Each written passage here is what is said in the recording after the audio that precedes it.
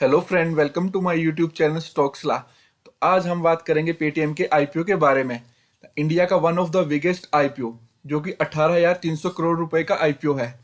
तो इसमें कितना लिस्टिंग गेन होगा? इसमें क्या 10% लिस्टिंग गेन होगा या 100% लिस्टिंग गेन होगा? तो इस वीडियो में आप जानेंगे कि इसमें कितना लिस्टिंग गेन आपको देखने को मिलेगा। लॉन्ग टर्म इन्वेस्टमेंट के हिसाब से इसमें किस तरह का रिटर्न रहेगा, क्या हमें इसमें लॉन्ग टर्म इन्वेस्टमेंट करनी चाहिए या नहीं करनी चाहिए, तो ये सारी डिटेल आपको इस वीडियो में मिलेगी।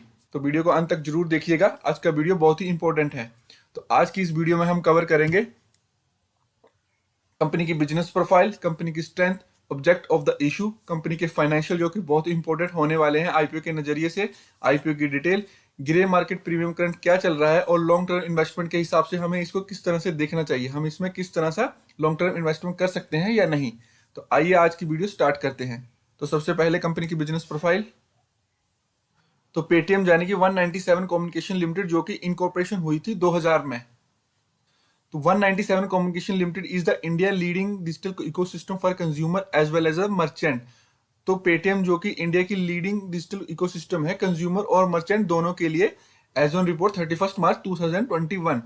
The company has 33 million client base and 21 million registered merchant to whom offer its payment service, financial service and commerce and cloud services. In 2009, company launched the first digital mobile payment platform Paytm app to offer cashless payment service to customer। तो 2009 की बात करूं तो company ने 2009 में Paytm app launch करी थी जो कि फर्स्ट डिजिटल प्लेटफॉर्म था जिसमें कि हम कैशलेस पेमेंट्स कर सकते हैं अपने मोबाइल फोन के थ्रू। एंड ये इंडिया का लार्जेस्ट पेमेंट प्लेटफॉर्म है with the most valuable payments brand with the total brand value 6.3 billion US dollar. तो इसकी ब्रांड वैल्यू भी काफी अच्छी है और इसकी जो ब्रांड वैल्यू है 6.3 बिलियन यूएस डॉलर है एज पर कैंटार ब्रांड्स इंडिया 2020 की रिपोर्ट के अनुसार। तो अब बात करते हैं कंपनी की पॉजिटिव स्ट्रेंथ की। तो आइए एक बार इनकी पॉजिटिव स्ट्रेंथ भी देख लेते हैं। India leading digital payment service platform with the strong brand identify with the brand value 6.3 billion US dollar. तो इसकी ब्रांड वैल्यू भी काफी स्ट्रॉन्ग है। तो मुझे नहीं लगता इस तरह के बिजनेस की इतनी अच्छी स्ट्रॉन्ग ब्रांड वैल्यू होगी। Large customer base with 33 million total customer and 114 million annual transaction user and the 21 million registered merchant. तो इसके कस्टमर बेस भी काफी अच्छा है जो कि 33 मिलियन इसके टोटल कस्टमर है और 114 मिलियन एनुअल ट्रांजैक्शन यूजर हैं और साथ ही साथ में 21 मिलियन रजिस्टर्ड मर्चेंट्स हैं। And Paytm Super App to access a wide range of the digital payment service over the mobile phone। तो हम इसमें Paytm Super App है जिसे हम मोबाइल फोन में डाउनलोड करके इसमें पेमेंट डिजिटल सर्विसेज कर सकते हैं। तो अब बात करते हैं आईपीओ के ऑब्जेक्ट की। तो फर्स्ट है growing and strengthening Paytm ecosystem including through acquisition and retention, जिसमें कि कंपनी 4,300 करोड़ खर्च करेगी। नेक्स्ट है investing in the new business initiatives and acquisition of the strategic partnership, जिसमें कि 2,000 करोड़ खर्च करेगी। तो कंपनी न्यू बिजनेस के आइडियाज और उसके डेवलपमेंट में 2,000 करोड़ खर्च करेगी और बाकी जो है जनरल कॉर्पोरेट पर्पस के लिए हैं। तो अब बात करते हैं कंपनी के फाइनेंशियल की जो कि मोस्ट इंपोर्टेंट होने वाले हैं। तो आइए एक बार कंपनी के फाइनेंशियल पे नजर डालते हैं।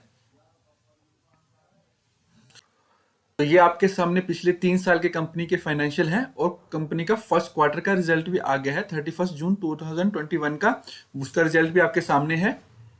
तो अब बात करते हैं कंपनी की टोटल एसेट्स की। तो 2019 में कंपनी की टोटल एसेट्स 87,000 मिलियन की थी, 2020 में 1,03,000 मिलियन, 2021 में जो कि होगी 91,000 मिलियन की। कंपनी के फर्स्ट क्वार्टर की बात करूं तो कंपनी की टोटल एसेट्स 94,000 मिलियन की थी। तो कंपनी की टोटल एसेट्स अगर देखें तो इतनी अच्छी इंप्रूवमेंट नहीं हुई है। तो अब बात करते हैं कंपनी के टोटल रेवेन्यू की। 2019 में कंपनी का टोटल रेवेन्यू 35,700 का था और 2020 में कंपनी का टोटल रेवेन्यू जो कि 35,400 मिलियन का था और 2021 में 31,800 मिलियन का था। और अगर बात करूं मैं फर्स्ट क्वार्टर की तो 9,400 मिलियन का कंपनी का टोटल रेवेन्यू कंपनी ने जनरेट किया है। अब बात करते हैं प्रॉफिट आफ्टर टैक्स की। तो 2019 में कंपनी को लॉस हुआ था 42,000 मिलियन का और 2020 में कंपनी का टोटल लॉस था 29,000 मिलियन का और 2021 में जो कि रह गया 17,000 मिलियन का लॉस था। और 2021 जून फर्स्ट क्वार्टर की मैं अगर बात करूं कंपनी के तो कंपनी का टोटल लॉस था 3,819 मिलियन का। तो एनुअल टू एनुअल कंपनी का लॉस डिक्रीज हो रहा है। तो अभी तो कंपनी प्रॉफिट में है नहीं, बट आने वाले 2 से 3 साल में मुझे लगता है ये कंपनी एक प्रॉफिट मेकिंग कंपनी बन जाएगी क्योंकि कंपनी का एनुअल टू एनुअल लॉस जो कि डिक्रीज हो रहा है, कंपनी आगे चल के प्रॉफिट की तरफ बढ़ेगी। तो अब बात करते हैं आईपीओ की डिटेल की। आईपीओ जो कि ओपनिंग हो रहा है 8 नवंबर को, आईपीओ की क्लोजिंग डेट रखी गई है 10 नवंबर की। फेस वैल्यू 1 रुपये पर इक्विटी शेयर है। आईपीओ का प्राइस बैंड 2080 टू 2150 पर इक्विटी शेयर रखा गया। मार्केट अलॉट शेयर का रहेगा। मिनिमम ऑर्डर आप 6 शेयर कर सकते हैं। लिस्टिंग बीएसई और एनएसई दोनों में होगी। इशू साइज 18,300 करोड़ रुपए का रखा गया। फ्रेश इशू है 8,300 करोड़ रुपए का और ऑफर फॉर सेल में 10,000 करोड़ है। ऑफर फॉर सेल यानी कि जो कंपनी के प्रमोटर या कंपनी के पहले के शेयर होल्डर हैं वो अपना शेयर सेल कर रहे हैं और उससे फंड रेज कर रहे हैं, वो है 10,000 करोड़ रुपए का। तो बेसिक अलॉटमेंट डेट जो कि रखी गई है 15 नवंबर की, और जो रिफंड है वो 16 नवंबर से स्टार्ट हो जाएंगे। और अगर आपको अलॉटमेंट मिलती है तो आपके डीमेट अकाउंट में 17 नवंबर को ये शेयर दिखना शुरू हो जाएंगे। और आईपीओ की लिस्टिंग डेट 18 नवंबर की रखी गई है। तो अब बात करते हैं मार्केट अलॉट साइज की। आप मिनिमम और मैक्सिमम कितना अलॉट साइज कर सकते हैं। तो इसकी जो मिनिमम अलॉट साइज रखा गया वो 6 शेयर का है जो कि 12,900 रुपए के हैं। और मैक्सिमम आप 15 अलॉट अप्लाई कर सकते हैं जिसमें कि 90 शेयर होंगे और वो होंगे 1,19,3,500 रुपीज की। अब बात करते हैं कंपनी के ग्रे मार्केट प्रीमियम की और साथ में ही लॉन्ग टर्म इन्वेस्टमेंट के हिसाब से इसमें क्या नजरिया रखना चाहिए। तो अभी इसका ग्रे मार्केट प्रीमियम अपडेट नहीं हुआ है और मेरे अकॉर्डिंग अगर माने तो इसमें 20 से 30% का लिस्टिंग गेन हमें देखने को मिल सकता है। जी हाँ, अगर आप सोच रहे हैं कि इसमें आपका पैसा डबल होगा तो मुझे नहीं लगता इसमें पैसा ये डबल करके आपको देगा। इसमें जो लिस्टिंग गेन होगा वो 20 से 30% का रहने वाला है। बाकी आगे चल के देखना पड़ेगा कि मार्केट में इस आईपीओ को लेके किस तरह का रिस्पॉन्स रहता है और इसका आगे चल के ग्रे मार्केट प्रीमियम किस तरह से रहता है, उसी के अकॉर्डिंग इसमें लिस्टिंग गेन हमें देखने को मिलेगा। बट मेरी सलाह यही है, अगर आप इस आईपीओ में अप्लाई कर रहे हैं तो 3rd डे में अप्लाई करिएगा। तब तक आपको पता चल जाएगा कि इसमें कितनी सब्सक्रिप्शन हुई है और इसका करंट ग्रे मार्केट प्रीमियम क्या है। उसी के अकॉर्डिंग आप इसमें अप्लाई कर सकते हैं। तो इसलिए आप इसमें 3rd डे में अप्लाई करिएगा।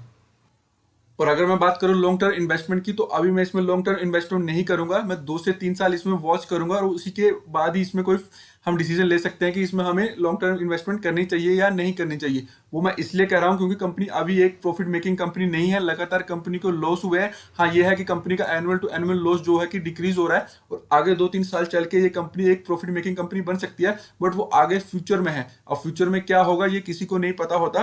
तो ये आगे चल के हमें देखना पड़ेगा कि ये किस तरह से परफॉर्म करती है। अभी इसमें लॉन्ग टर्म इन्वेस्टमेंट मेरे अकॉर्डिंग तो नहीं करनी चाहिए।